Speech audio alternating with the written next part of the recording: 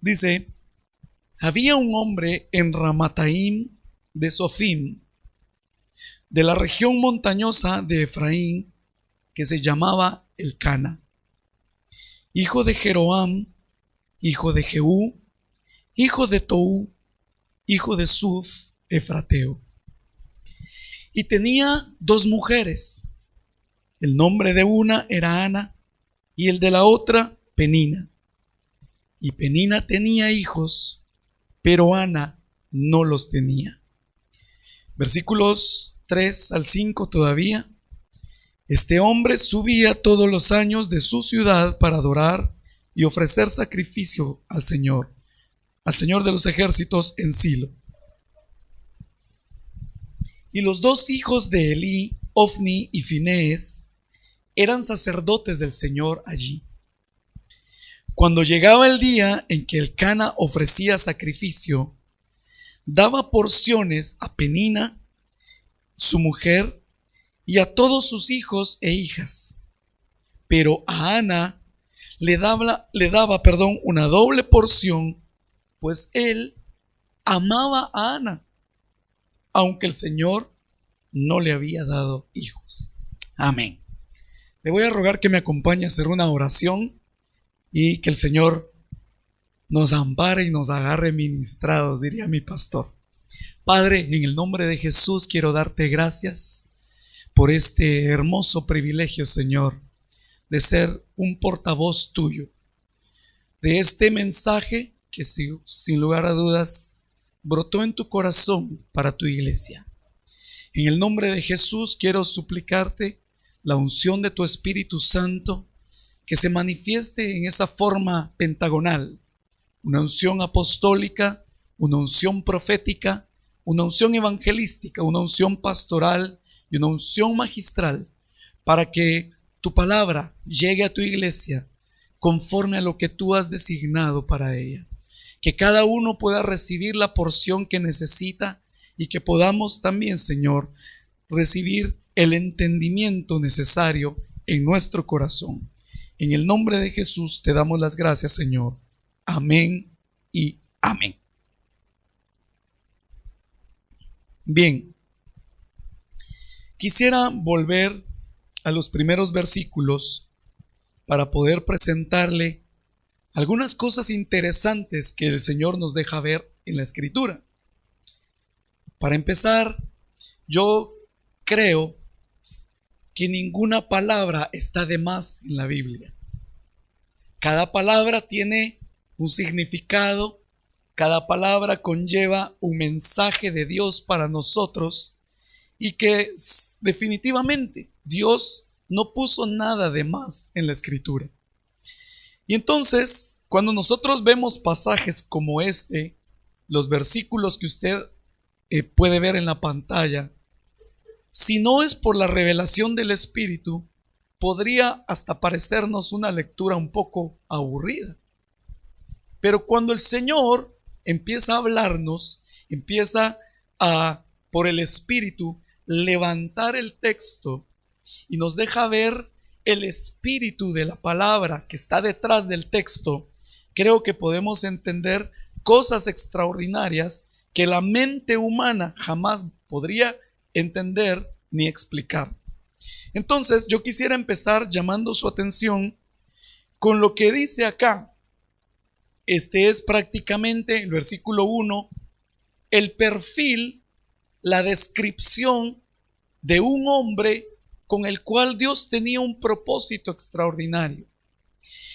Este hombre empieza diciendo que era originario de un lugar llamado Ramataim, y según algunos diccionarios bíblicos usted puede encontrar que el nombre Ramataim significa alturas o doble altura. Es decir, este hombre era originario de las alturas. Sus orígenes, su principio no era en los valles, no era en las partes bajas. Él era un hombre que procedía de un lugar alto y por consiguiente él estaba acostumbrado a vivir en las alturas. Pero no se lo digo en el sentido de alguien agrandado, alguien que solamente le gusta ocupar los mejores lugares, sino lo digo en el sentido, así como cuando dice Habacuc, el Señor hace mis pies como de ciervas y en las alturas, en las dimensiones espirituales altas, es donde Él me hace caminar. Ahora, resulta que este hombre, Ramataim, era el nombre del pueblo, pertenecía a una región llamada Sofim. Y la palabra Sofim, usted lo puede buscar en los diccionarios. En algún momento, tal vez le voy a dar referencia de algunos muy particulares por cuestión de lo que vamos a hablar. Pero según la mayoría de diccionarios, la palabra o el nombre Sofim significa los vigilantes. Es decir, no era cualquier persona, es alguien que está atento, que está observando, que está puesto en las alturas como un atalaya. Es alguien que está puesto en una región alta para poder observar todo el panorama de alguna situación en particular, pero que además de eso, ese lugar pertenecía a la región montañosa de Efraín. Una región montañosa no es un lugar fácil para habitar. Una región montañosa conlleva muchos peligros, conlleva muchas cosas que de hecho, cuando usted revisa, cuando fue la conquista de Canaán, la gente que le tocó por suerte esta región, tuvieron que librar batallas terribles para poder tomar posesión de aquel lugar. Eso nos habla que no nos están presentando a un personaje cualquiera. Eso nos habla de un hombre que era valeroso, que estaba dispuesto a batallar, a luchar para conquistar lo que Dios tenía para él. Pero aparte de eso, mire, como le digo, el Señor no pone palabras de más. Pero yo no sé si cuando usted se presenta, hace referencia a sus antepasados hasta su tatarabuelo, por ejemplo. Pero ¿por qué el Señor nos deja ver acá la genealogía por lo menos de 5 generaciones? 4 generaciones que dieron como resultado a este hombre llamado Elcana.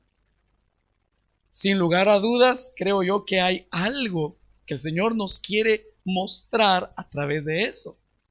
Incluso, mire, yo no sé si usted conoce el nombre de sus 4 generaciones anteriores. Quizás algunos sí. Solo, perdone, por curiosidad, ¿alguien conoce el nombre de sus 4 generaciones anteriores? Que me levante su mano. 1, 2. ¿Alguien más? Ok, muchas gracias. Pueden bajar su mano. Pero aquí nos deja ver de dónde surgió este hombre. No solo en la región geográfica en donde fue plantado, sino su genética, su naturaleza intrínseca, la cual se había venido depurando, por decirlo de alguna manera, a través de 5 generaciones. Y entonces note esto, vamos a empezar desde el último. Suf, un hombre frateo, su nombre significa precisamente vigilante.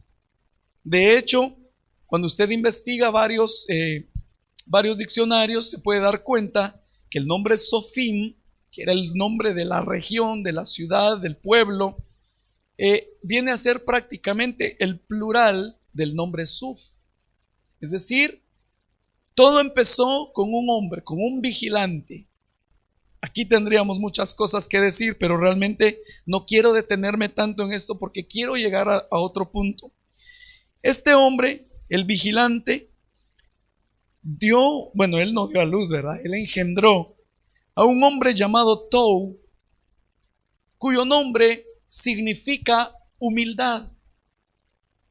Y eso es importantísimo, que nosotros, aunque Dios nos haya escogido para estar en las alturas, sepamos también ser humildes.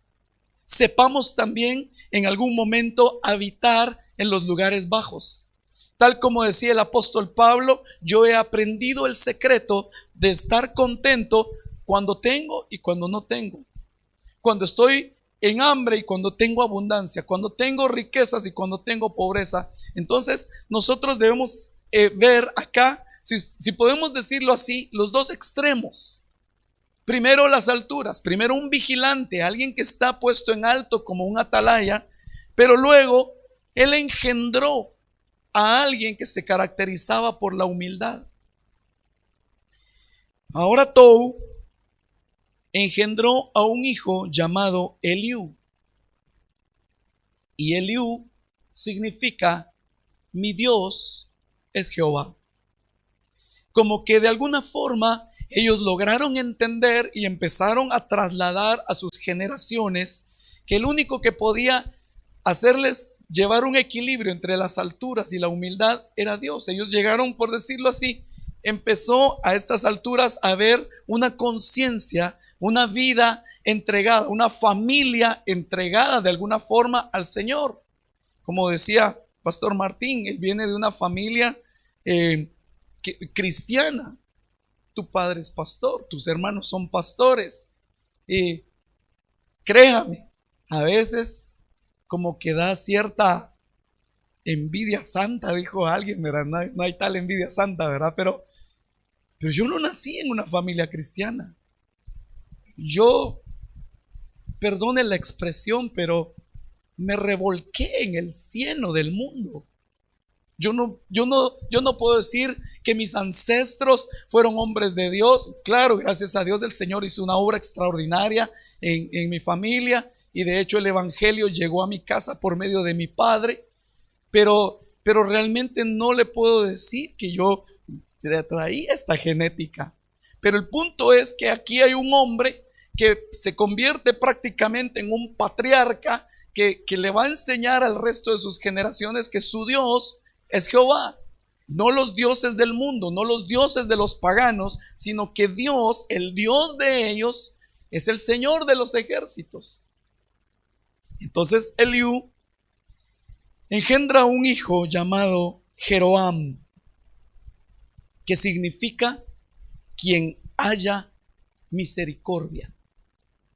En algunos momentos, algunos diccionarios también dicen que este nombre Jeroam quiere decir alguien que es mimado, alguien que ha recibido la misericordia, alguien, pero hermano, perdone. ¿Quién puede recibir misericordia? O mejor dicho, ¿para quién es la misericordia? Sino para aquellos que hemos conocido las cosas más terribles que pueda haber. El Señor mismo lo dijo, solo que de otra forma. Él dijo: los sanos no necesitan médico, sino los que están enfermos. Así pues, yo no vine a buscar justos, sino vine a buscar pecadores para conducirlos al arrepentimiento. De tal manera que la misericordia es para aquellos que han conocido la peor necesidad que alguien pueda tener. Y entonces Jeroam, por su parte, engendra a este hombre de quien le quiero hablar un poco más en detalle, Elcana, cuyo nombre significa, según el diccionario Hawker, que yo le pongo ahí la referencia para que usted pueda revisarlo, cotejarlo, corroborar lo que le estoy diciendo. La mayoría de diccionarios dicen que el nombre Elcana significa creado por Dios o formado por Dios, pero me llamó la atención esto, que según el diccionario Hawker dice que significa celoso por Dios. Es decir, el producto final de 4 generaciones anteriores vino a ser un hombre celoso por las cosas de Dios. A él le gustaba agradar a Dios. A él no le agradaba el pecado a él no le agradaba muchas cosas. Y yo sé que alguien dirá, como que no ha leído el versículo 2, ¿verdad? Pero de eso precisamente es de lo que le quiero hablar. Porque aunque era un hombre celoso de Dios, su origen era en las alturas, habitaba en las alturas, habitaba en Ramataim. Era una región de vigilantes, era una región de atalayas. Era un hombre cuya genealogía era extraordinaria. Era un hombre, dicho en otras palabras, que nació para cosas grandes. Pero mire el problema en el que lo encontramos en el versículo 2. Tenía 2 mujeres. Yo sé que para algunos no necesariamente consideran el problema eso, ¿verdad? Pero créame que sí lo es. Tenía 2 mujeres. El nombre de una era Ana y el de la otra Penina. Penina tenía hijos, pero Ana no los tenía. Ahora, mire el problema en que este hombre está envuelto. Aquí es donde repito, miren hermanos, el razonamiento humano no podría entender esto. Porque ¿cómo en la Biblia se nos deja ver este tipo de cosas?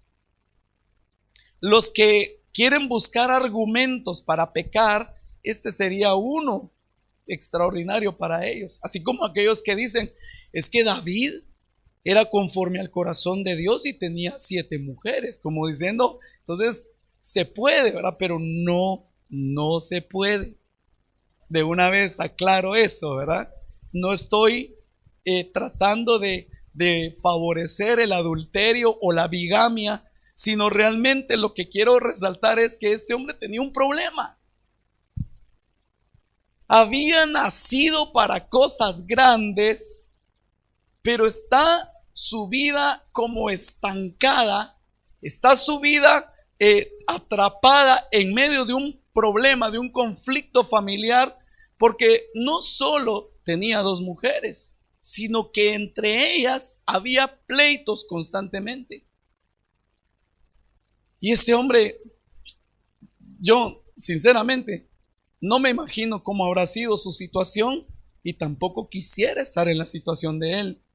Pero entonces, yo quiero hablarle yo le puse por título a este tema, la batalla entre Ana y Penina.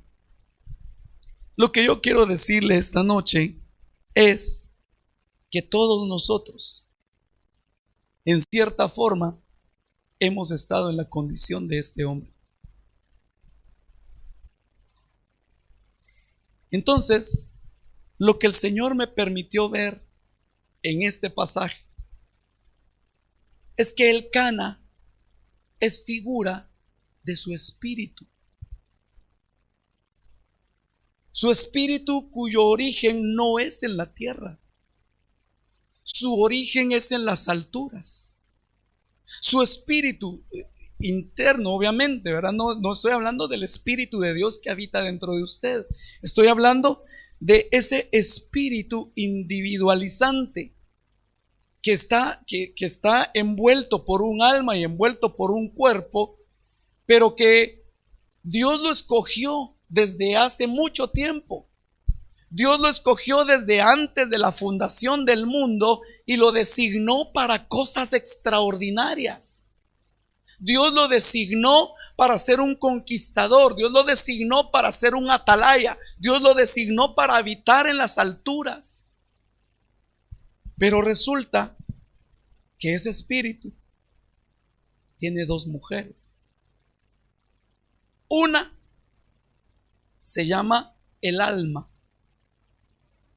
y la otra se llama la carne. Y tiene un conflicto, porque, bueno, no sé si vimos los versículos, pero sí lo vimos. El último que leímos me parece que fue el versículo 5, en donde dice, él amaba a Ana. Mire, aquí tenemos que parar un momento, porque cualquiera diría, bueno, si la amaba, ¿por qué se buscó otra? Si lo vemos en el plano literal, Eh, Incluso hay una tradición judía que dice que el problema era precisamente que Ana no podía tener hijos. Y después de cierto tiempo de casados, él buscó a Penina precisamente porque él anhelaba tener hijos.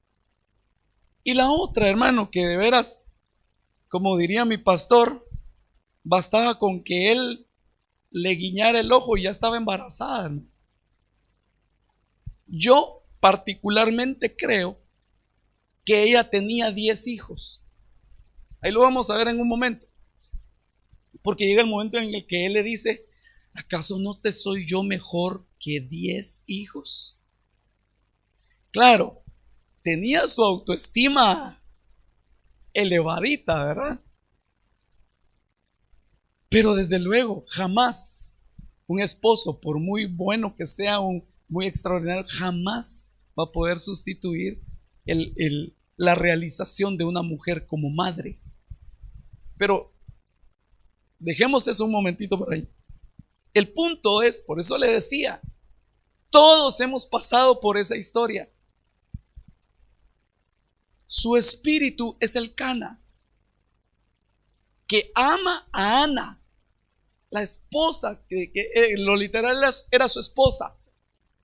Su espíritu, que es celoso por las cosas de Dios, que ama las cosas de Dios, pero que muchas veces está metido en un problema en el cual él ama lo de Dios, pero tiene, además de lo que él ama, tiene otra carga, que es su carne.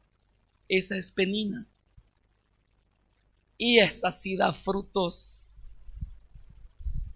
a montones muchas veces.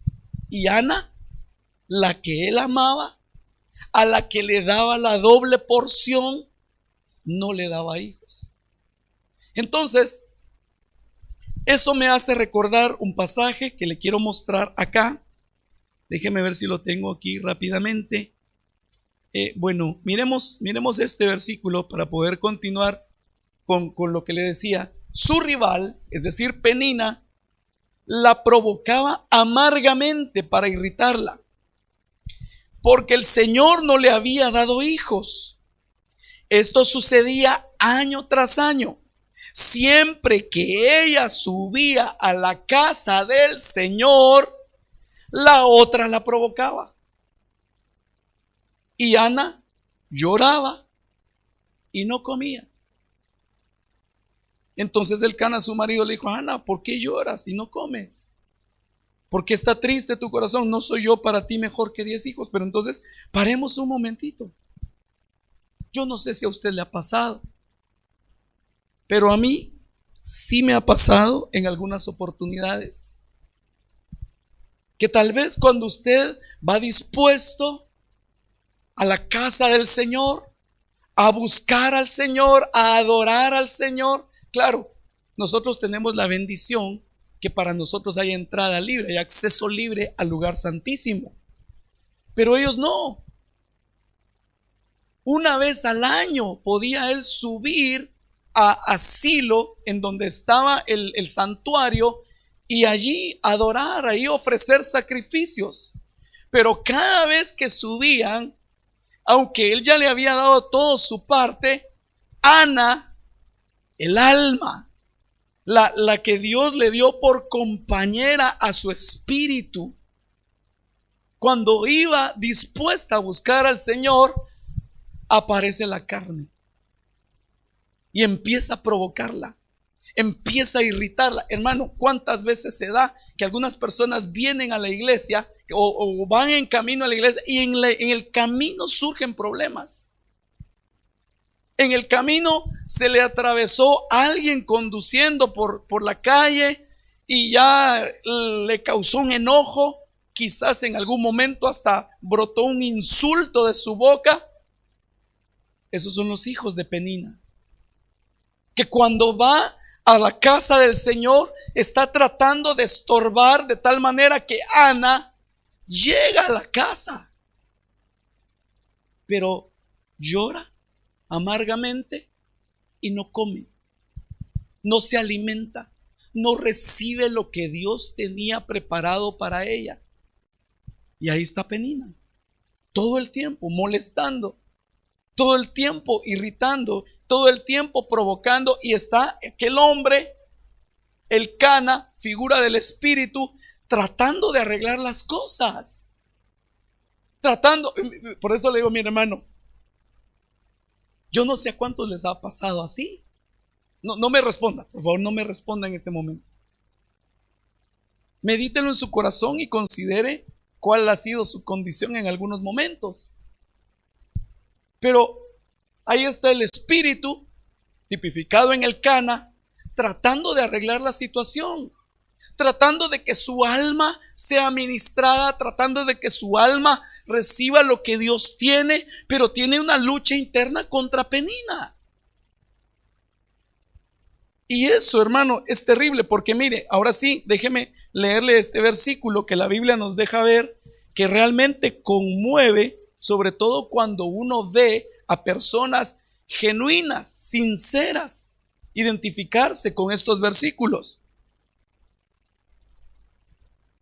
Por ejemplo, dice Romanos capítulo 7, versículo 22, porque en el hombre interior, si me permite hacer algo acá, el hombre interior es Ana. Me deleito con la ley de Dios, pero veo otra ley en los miembros de mi cuerpo. Esta es Penina.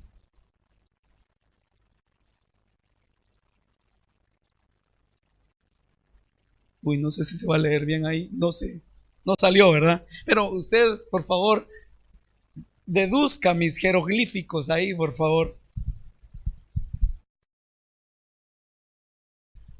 En el hombre interior, Ana se deleita en las cosas de Dios. Ella ama al Señor, ella busca al Señor, ella desea alimentarse de la palabra del Señor. Pero hay una ley instalada en los miembros de nuestro cuerpo, llamada la carne.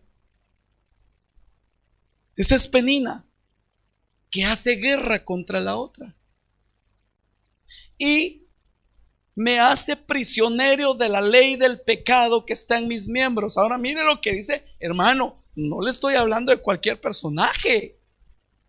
Mire cómo en algún momento el apóstol Pablo llega a decir: miserable de mí, ¿quién me librará de este cuerpo de muerte? ¿Cuánta gente hay que llega a las iglesias? Perdón, no se lo digo con el ánimo de ofender, sino solamente tomando esta referencia. ¿Cuánta gente llega a las iglesias sintiéndose miserable? Porque en el interior ama a Dios. Su espíritu, que fue designado para las alturas, busca, a pesar de todo lo que pasa, hace el esfuerzo por ir una y otra vez a la iglesia, a pesar de que hay problemas, hace el esfuerzo, busca al Señor, pero muchas veces sale de la iglesia igual o peor. Y repito, yo no le estoy hablando de gente farsante, no le estoy hablando de gente hipócrita, estoy hablando de hijos de Dios. Por eso le decía, el Cana representa el espíritu. Estoy hablando de gente que ama a Dios, que es celosa por las cosas de Dios, pero que se encuentra con una batalla entre su alma, lo que él ama, la compañera que Dios le dio, y la carne, que fue lo que se consiguió cuando andaba en el mundo.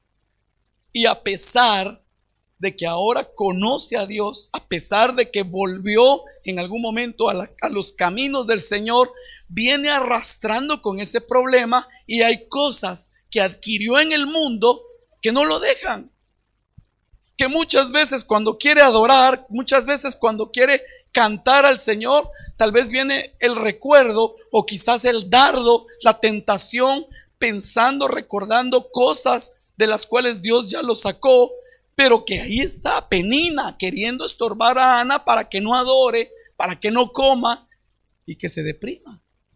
No sé si me doy a entender con esto, hermano. Amén. Entonces, ¿qué hacemos con esta familia? Entonces Ana, el alma, entendió que no podía seguir más así. No sé cuántos años habrán pasado. No sé cuánto tiempo aquella mujer vivía amargada, deprimida. Iba al templo y regresaba igual, no pasaba nada. Pero llegó el momento en el que ella dijo, esto no puede seguir así.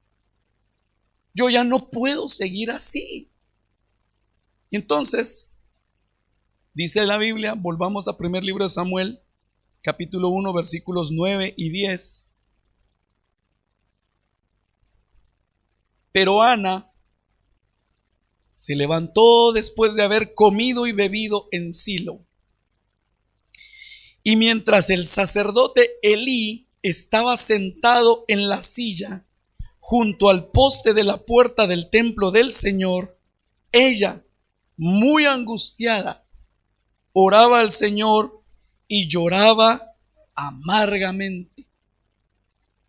Hermano, hay cosas que no necesariamente vas a tener que batallar con tus fuerzas para derrotarlas. Lo que tienes que hacer, como vimos en la genealogía del Cana, es humillarte. Es humillarte. Si eso dice la Biblia. El libro de Miqueas, capítulo 6, dice este hombre, ¿con qué me presentaré delante del Señor? ¿Acaso ofreceré arroyos de aceite para agradarle? ¿Acaso ofreceré en holocausto a mi hijo primogénito para pagar mi iniquidad? Ciertamente el Señor me ha mostrado lo que es bueno y lo que Él pide de mí: hacer justicia, amar la misericordia y andar humildemente delante del Señor.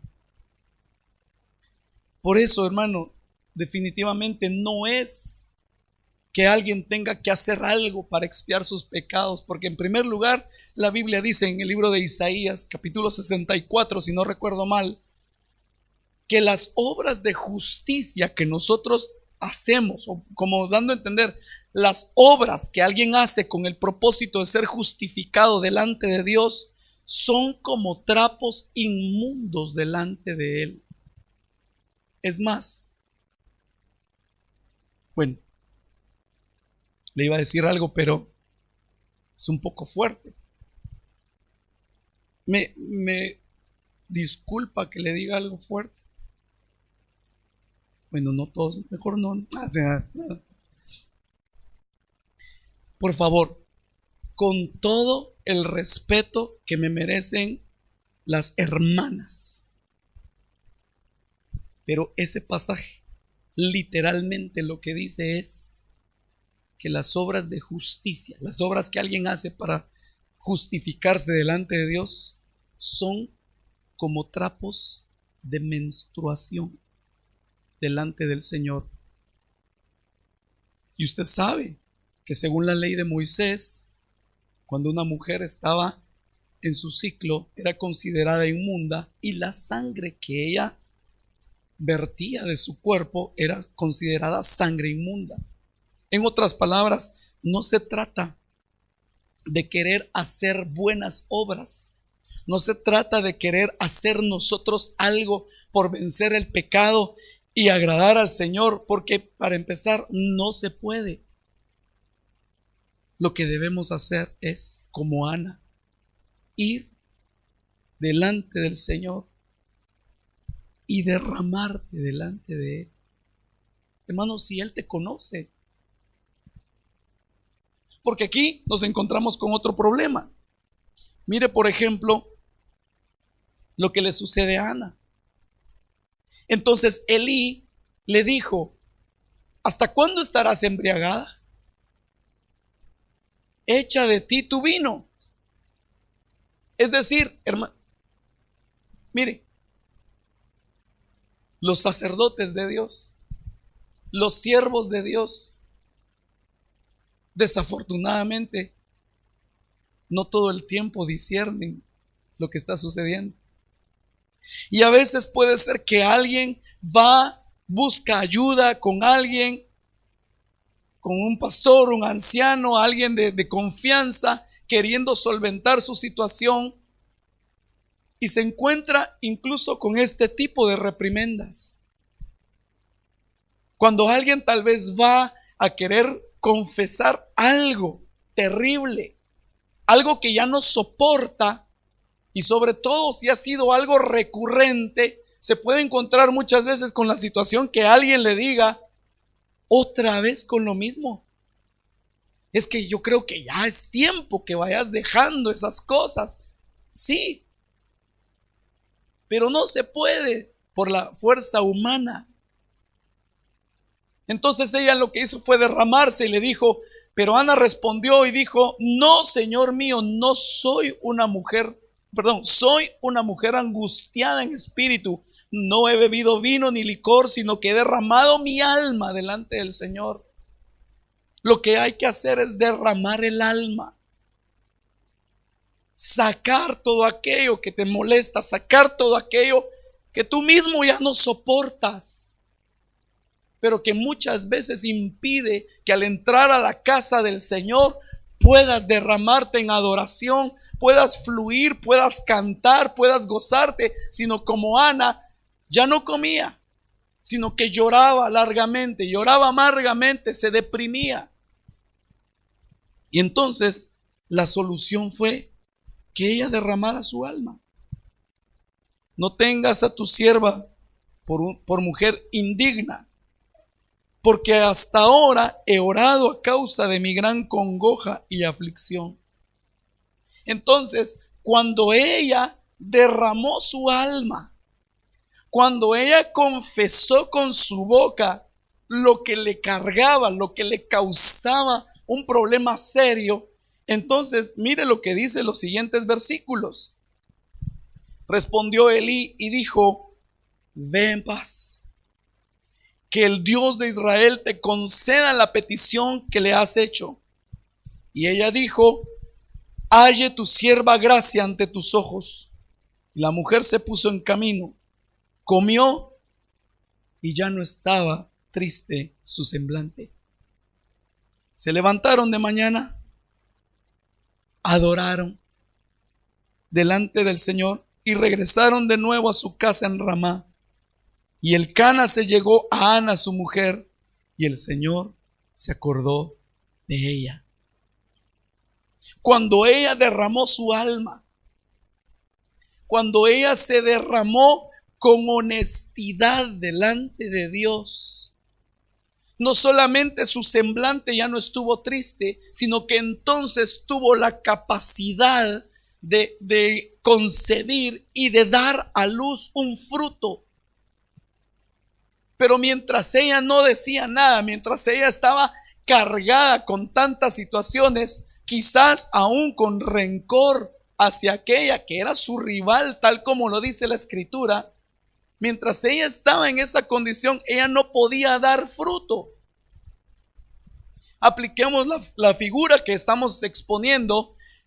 Mientras nosotros, nuestra alma no es derramada, mientras no abrimos nuestro corazón delante de Dios y que se vea, que quede expuesto aquello que es vergonzoso, aquello que es inmundo, aquello que a nosotros mismos nos da vergüenza, tan solo que se sepa.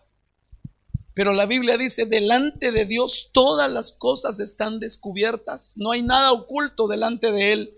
Lo que Él espera es que nos humillemos delante de Él, que abramos nuestro corazón y decir: Señor, mira cómo estoy.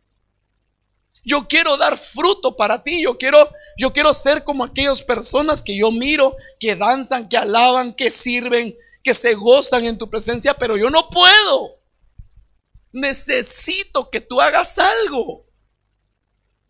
Y cuando ella derramó su alma, Dios la escuchó. Dios la bendijo y pudo dar el fruto que ella anhelaba dar. Porque ella hizo un voto, esos versículos ya no los puse ahí, pero le dijo: si tú le concedes a tu sierva un hijo varón, no va a ser para mí, va a ser para ti. Lo voy a dedicar a ti todos los días de su vida. En otras palabras, los logros que yo tenga, las bendiciones que alcance, el éxito, si queremos verlo de esa forma, que yo pueda alcanzar, no va a ser para mí mismo. No me voy a jactar en cómo alabo, cómo danzo, cómo sirvo, sino que va a ser para ti el fruto. Ya no quiero nada para mí, quiero que todo sea para ti. Y entonces Dios se acordó. Ay, hermano, qué grande es la misericordia de Dios. Con cuánta razón el salmista dijo: cuán bienaventurado es el pueblo cuyo Dios es Jehová de los ejércitos, porque Él es tardo para la ira, grande en misericordia, que le levanta del polvo al pobre y al menesteroso saca del muladar. Primer libro de Samuel, capítulo 2, versículo 1. Gracias, Martincito. Entonces Ana oró. Este es el momento cuando ella está presentando su fruto ante Dios. Entonces Ana oró y dijo: mi corazón se regocija en el Señor y mi fortaleza en el Señor se exalta. Mi boca cantará sin temor. Mi boca sin temor habla contra mis enemigos, por cuanto me regocijo en tu salvación. No hay santo como el Señor. En verdad, no hay otro fuera de ti, ni hay roca como nuestro Dios. Pero mire lo que dice unos versículos más adelante: los que estaban saciados se alquilan por pan, y dejan de tener hambre los que estaban hambrientos. Oiga esto: aún la estéril es Ana, da a luz 7, da a luz un fruto perfecto, da a luz en reposo, da un fruto agradable para el Señor. Y la que tenía muchos hijos, esa es Penina, esa es la carne, languidece. Uy, Dios mío, ¿qué hice acá? Languidece. Aquí, la que tenía muchos hijos, languidece. No necesitas batallar contra tu propia carne. Claro, yo no estoy diciendo que le demos rienda suelta. Tenemos que apartarnos del pecado. Pero a lo que me refiero es: ¿cuántas veces habrá alguien luchado contra un pecado, contra un vicio, contra una atadura o el orgullo? ¿Cuántas veces habrá luchado y se frustra al ver que una y otra vez pierde la batalla? Una y otra vez Penina se sale con la suya y Ana se amarga, no come. Pero realmente Ana no se puso a batallar con Penina. Como nos contaba el pastor Carlitos hoy al mediodía, Ana no pidió los guantes y a ver, que se venga Penina, pues aquí le voy a enseñar quién es quién. No, ella lo que hizo fue derramar su alma delante del Señor, derramarse, exponerse delante del Señor. Y el Señor: ya no aguanto. Y el Señor hizo que la otra languideciera. Hay cosas con las que tú has batallado, que solo el Señor las puede eliminar. Pero lo que Él espera es que te humilles delante de Él, que dejes de querer mostrar una apariencia de algo que verdaderamente no hay en ti, que no trates de mostrar ante tu pastor o ante los hermanos una realidad que no es la que vives, sino que un día, así como Ana, te presentes y Señor, ya no aguanto, ya no, Señor, ya no, ya no. Pelea tú mi batalla. Hazme dar fruto para ti. Si me haces dar fruto, yo te lo entrego. Y el Señor no solo le hizo dar fruto, sino que Él mismo se encargó de que Penina, la que tenía muchos hijos, se marchitara, dice una versión. Y entonces podrás, como Ana, presentarte delante del Señor y ofrecerle tu mejor ofrenda, tu mejor sacrificio, subir al santuario y llenarte de la presencia del Señor. Yo quisiera ministrar esta palabra y quisiera pedirle que cerremos nuestros ojos, no con una actitud religiosa, sino sencillamente para abstraernos un momento de lo que nos rodea y también para mirar a nuestro interior más que nuestro exterior. Y aquí hay espacio como para que aquellos que se sintieron identificados con esta palabra puedan venir delante del Señor y derramar su alma.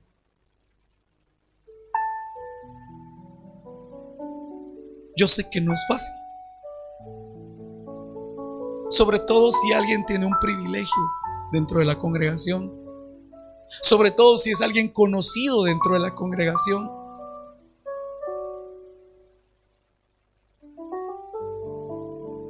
Pero no estás delante de los hombres, estás delante del Dios que te conoce,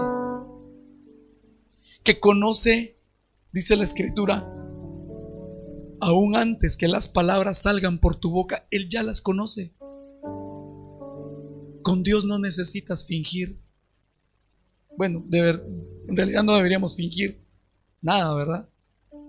Pero sobre todo con Dios, a Él no le puedes engañar.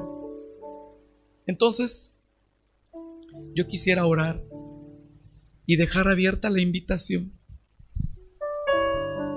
Es más, si hay alguien que no conoce al Señor Jesucristo y desea entregarle su vida esta noche, le ruego que también se acerque y que nos permita saber que está recibiendo a Cristo en su corazón. Pero si hay gente que necesita reconciliarse con el Señor, que ya en algún momento tuvo una experiencia con Él, pero se alejó y la corriente de este mundo le hizo perder la comunión con Dios, este es un buen momento como para regresar, para derramar tu alma y que el Dios de Israel te conceda la petición de tu corazón.